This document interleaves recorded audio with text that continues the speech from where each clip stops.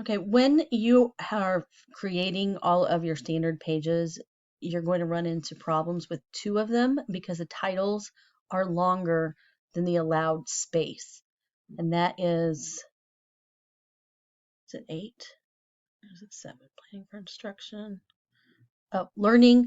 It's actually called learning and ethical responsibility, but I can only get it to say learning and ethics. So I changed that one. The other one is leadership and collaboration. Oh, look at that. The N.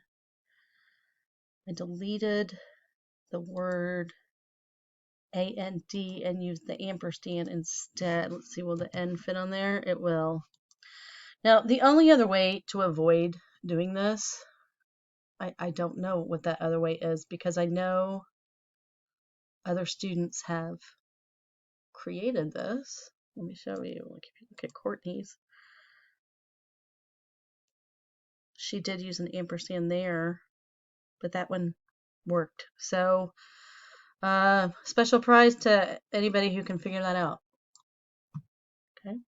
Okay, so if you want to, you may add a new page. Say you want to have your resume on a page. That's perfectly fine. It'll put it at the bottom, I believe.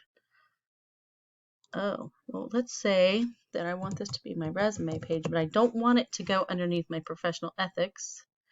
I'm going to click done and I'm going to pull it right there. Okay, so that's kind of cool. Or maybe I want to put it above the contact page. That's perfectly fine. Say you want to have a link to the different website that you've created or your philosophy of education. If you didn't want to embed that somewhere else, that works too. Okay, now I'm going to turn this off and I'm going to say, oh, how come they're not showing up? I'm getting this more. Some people really don't like that more. Here on the horizontal menu. So I'm going to click this. I'm going to say, this is where it gets a little tricky. In order to see more, you have to stretch it out. See how the content knowledge just opened up? Now the instructional practice.